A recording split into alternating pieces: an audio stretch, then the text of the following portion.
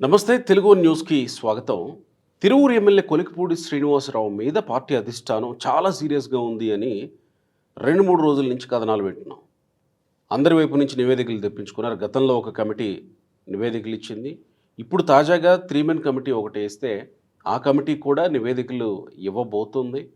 కొంతమంది తిరువూరులో ఉన్నటువంటి స్థానిక నేతల నుంచి సమాచారం తెప్పించుకుంది అధిష్టానం.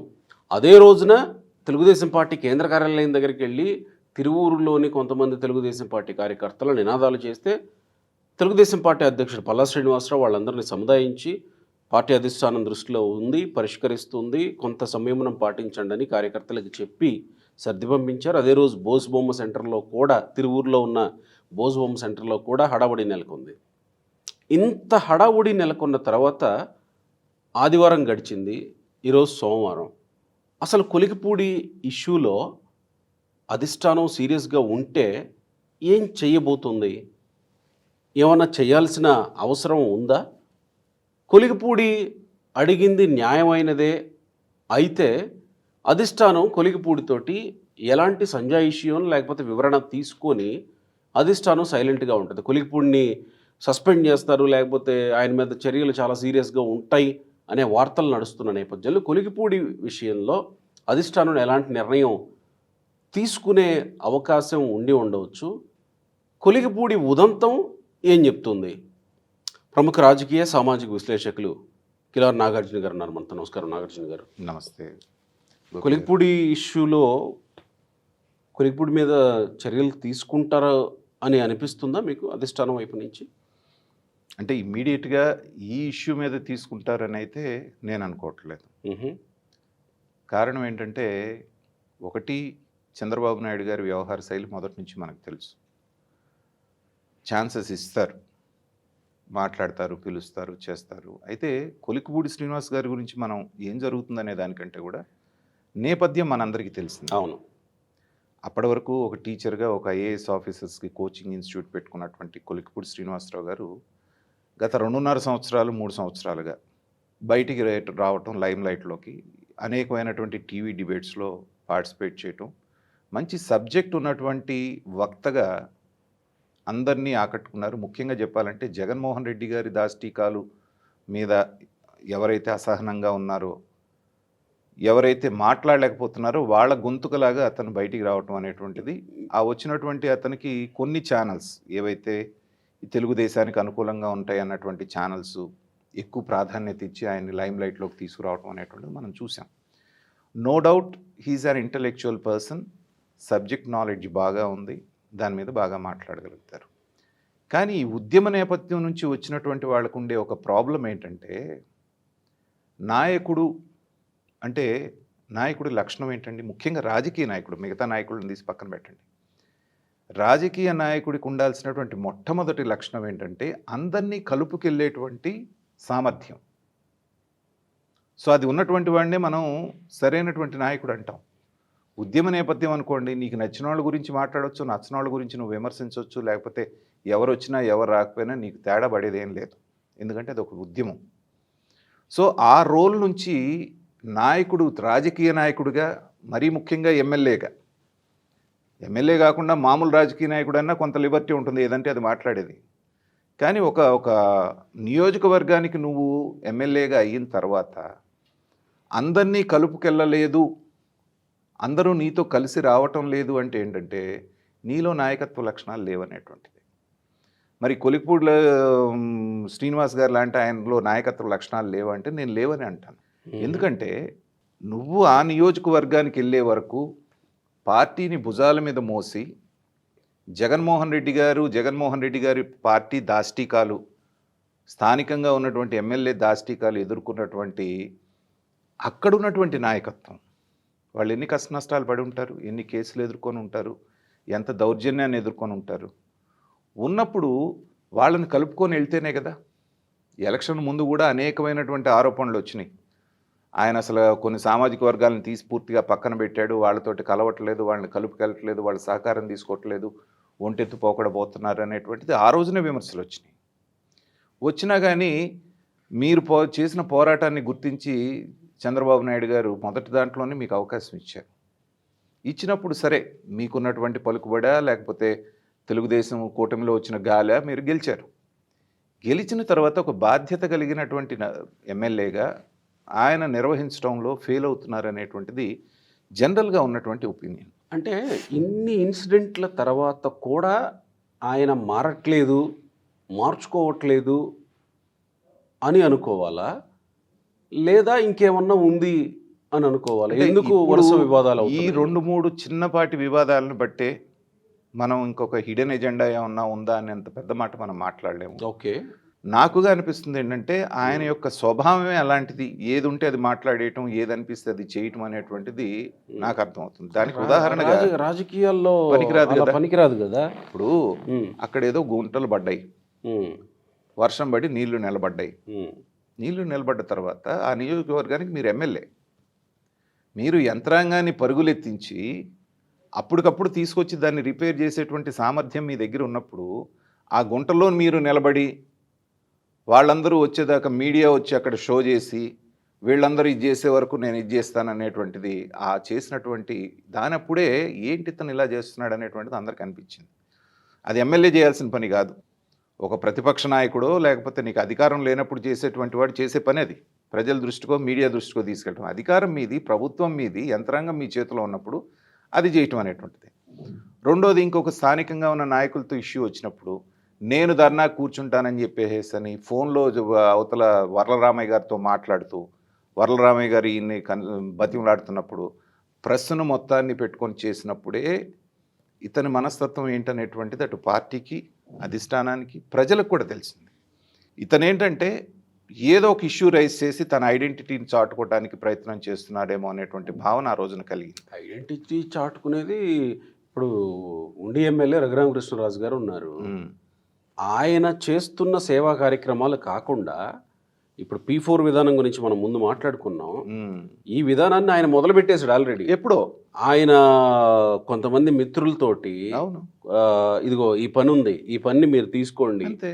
ఈ పని కోసం మీరు సాయం చేయండి అని అడిగి ఆ పని చేయిస్తూ ఇట్లా వస్తున్నారు. ఇట్లా కదా వార్తల్లో నిలవాలి. చేయాల్సినటువంటిది వార్తల్లో నిలవటం రెండు రకాలు ఉంటుందండి.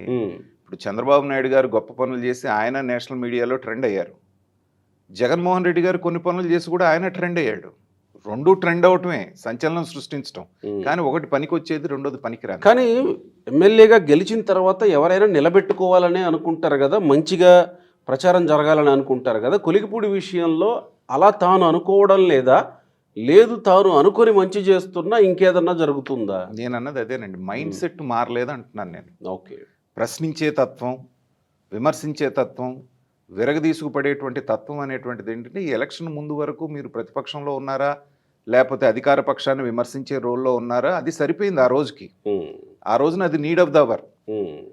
కానీ ఇక్కడికి వచ్చిన తర్వాత, అధికారం మీదికి చేతికి వచ్చిన తర్వాత మీరు ఏదైతే ఆ రోజున విమర్శించారో, ఏదైతే జరగట్లేదన్నారో అది చేసే సువర్ణ అవకాశం మీ చేతికి వచ్చిన తర్వాత చంద్రబాబు నాయుడు గారి దగ్గర మీకున్నటువంటి పలుకుబడిని దానికి ఉపయోగించి మీరు నియోజకవర్గాన్ని డెవలప్ చేయడానికి దాన్ని ఉపయోగించకుండా ప్రతిదాన్ని ఒక కాంట్రవర్సీ చేసి నేను ధర్నాకు కూర్చుంటున్నానని ఎమ్మెల్యే ధర్నాకు కూర్చోవటం ఏంటండి? పైగా వరలరామయ్య గారు ఫోన్ చేస్తే పక్కకెళ్ళి మాట్లాడాలా? గతంలో మీకు గుర్తుందా ఆ రోజు ఆ సంఘటన? స్పీకర్ పెట్టి మైకులు చుట్టూ పెట్టుకొని మాట్లాడాలా? ఆ రోజునే సీరియస్ అయింది అధిష్టానం. వెళ్ళి సారీ చెప్పుకున్నాడని చెప్పేసి మనకి అనధికారంగా వచ్చిన వార్త, తప్పైపోయింది అన్నాడని. తప్పైపోయిందని ఆ రోజున ఒప్పుకొని మళ్ళీ ఇంకొకసారి తప్పు ఎలా చేస్తారు? స్థానికంగా నీకు ఒక నాయకుడితో పడలేదు, మొట్టమొదట అది నీ అసమర్థత, అతను కలుపుకెళ్ళలేకపోవటం. రకరకాల వాళ్ళు ఉంటారు నాయకుల్లో, రకరకాల అసంతృప్తులు. మొన్న ఏమైంది, మా అసెంబ్లీ సమావేశాలు అయిన తర్వాత ఆ వినుకొండ ఎమ్మెల్యే వీళ్ళందరూ కలిసి ఒక స్కిట్ వేశారు, చూశారు కదా. అంటే నియోజకవర్గంలో ఉండే నాయకులు ఒక్కొక్కడు వచ్చి ఒక్కొక్క రకమైన అసాధ్యమైన కోరికలు కోరటం, వాటిని సర్ది చెప్పుకోవడానికి అతను ఎంత తంటాలు పడ్డాడో మనం చూసాం. అలా ఉంటుంది ఎమ్మెల్యే పని అనేది. అంటే ఇప్పుడు అధిష్టానం బాధ్యతాయుతంగా వ్యవహరిస్తున్నట్టు అనుకోవాలా? ఖచ్చితంగా. ఎందుకంటే ఇంకా సంయమనం పాటిస్తున్నారు. ఓకే. చంద్రబాబు నాయుడు గారును కూటమి ప్రభుత్వం కాబట్టి ఎలాంటి స్టేట్మెంట్ ఎవరు ఆయనకు వ్యతిరేకంగా మాట్లాడకుండా 3-man కమిటీ వేసి ఒక పద్ధతి ప్రకారంగా వెళ్తున్నారు. లేకపోతే జగన్మోహన్ రెడ్డి గారే ఉంటే పిలిపించి లెఫ్ట్ అండ్ రైట్ అయిపోయి వేరే రకంగా ఉండేది, అది తెలిసిన విషయమే. కానీ ప్రజాస్వామ్యబద్ధంగా ఉంటున్నారు కాబట్టి ఆయన అలా మాట్లాడగలుగుతున్నారు. తర్వాత నేను బాటమ్ లైన్ చెప్పేది ఏంటంటే, గోపి గారు, చరిత్రలో మనం చాలామందిని చూసాం పార్టీ విధానానికి లోబడి పనిచేసినటువంటి నాయకులు 10 కాలం పాటు రాజకీయం చేశారు. చిన్న పదవుల దగ్గర నుంచి పెద్ద పదవుల దాకా ఎదగగలిగారు. అలా కాకుండా ఒక్కసారి అధికారం రాగానే పార్టీ కంటే మేము గొప్పవాళ్ళం, మమ్మల్ని చూసే ప్రజలు మాకు ఓట్లేశారు, మేము వాళ్ళకంటే గొప్పవాళ్ళం, మేము ఏం చేసినా ఎక్కడ నిలబడ్డా గెలుస్తామని చెప్పి మాట్లాడిన కొంతమంది రాజకీయంగా కనుమరుగైపోయింది మనం ఇటీవల కాలంలోనే చూసాం. ఉదాహరణకి నేను చెప్పడానికి ఏం మొహమాట పట్టలేదు, కేశినేని నాని గారు. అక్కడ పీఆర్పీలో సరైనటువంటి స్థానం దొరకకపోతే రాగానే చంద్రబాబు నాయుడు గారు ఎంపీ స్థానం ఇచ్చి ఫస్ట్ అటెంప్ట్లోనే ఎంపీ అయ్యి పైన బోల్డని పరిచయాలు పెట్టుకోవడానికి ఢిల్లీలో స్థానం కల్పించిన చంద్రబాబు నాయుడు గారినే ధిక్కరించేటట్టు మాట్లాడే పరిస్థితికి వచ్చిన తర్వాత నేనే విజయవాడ, అసలు చంద్రబాబు నాయుడు గారు లేకపోయినా నాకు ఎదురు లేదని మాట్లాడిన కేశినేని నాని గారు ఏమయ్యారో మనం చూసాం. కాబట్టి అంత స్టేచర్ ఉండి అంత ఇది ఉన్నవి ఒక ఫ్యామిలీ బ్యాక్గ్రౌండ్ ఉన్న అతనే అలాంటి పరిస్థితి ఉన్నప్పుడు ఎవ్వరూ కూడా పార్టీ కంటే అతీతులు కాదు. మీ వ్యక్తిగతమైనటువంటి ఇన్ఫ్లుయెన్స్ ఎంతున్నా చంద్రబాబు నాయుడు గారిని అధికారంలోకి తెచ్చుకుంటేనే రాష్ట్రం బాగుపడుతుంది అనేటువంటి ఏకైక ధ్యేయంతో ప్రజలు ఓట్లేశారే కానీ మీ ఒడ్డు పొడువో లేకపోతే మీ వెడల్పో చూసి ఓట్లు వేయలే. అది కేవలం 5 నుంచి 10% మాత్రమే జరిగింది. ఇక్కడ ఈరోజు నాకు తెలిసిన అప్డేట్ ఏంటంటే ఎంపీ కేశినేని చిన్నిని కలవడానికి కొలికిపూడి శ్రీనివాసరావు ప్రయత్నిస్తున్నారు అనే ఒక వార్త విన్నాను. అదేంటి, ఆయన కమిటీలో ఉన్నాడు కదా చిన్ని, ఈయన కలవడానికి ప్రయత్నించడం ఏంటి అనేది నాకు అర్థం కావట్లేదు. అంటే ఆయన కలిస్తే ముందుగా కలిసి ఏదన్నా ఎక్స్ప్లెనేషన్ ఇచ్చుకొని నేను అలా కాదు ఇలా అని చెప్తే ఏంటంటే దాని ఇన్ఫ్లుయెన్స్ ఏమన్నా రేపొద్దున వచ్చేటువంటి నిర్ణయం మీద ఉంటుందంటారు. కానీ ఇలా 1, 2, 3 సార్లు జరిగితే ఏమవుతుందంటే ఎవరు కూడా ఇతనితో మాట్లాడటానికి కూడా ఇష్టపడని స్టేజ్కి వెళ్ళిపోతారు. ఎందుకంటే ఇప్పుడు ఏదో సర్ది చెప్పి చంద్రబాబు నాయుడు గారికి సర్ది చెప్పి మనం ఏదన్నా సర్దినా ఇంకొకసారి ఇలా మాట్లాడడానికి గ్యారంటీ లేదు కదా అనేటువంటిది వచ్చినప్పుడు బాధ్యత తీసుకోవడానికి ఎవరు ముందుకు వస్తారు? ఇంకొంతమంది ఒక అడుగు ముందుకేసి ఇంకొంతమందిని జోడించి కొలికిపూడి శ్రీనివాసరావు వైసీపీలోకి పోతాడు అనే కొన్ని వార్తలు తెర మీదకు తీసుకొచ్చారు. అంటే ఒకటి అవకాశం ఉందని అయితే 99% నేను అనుకోవట్లేదు.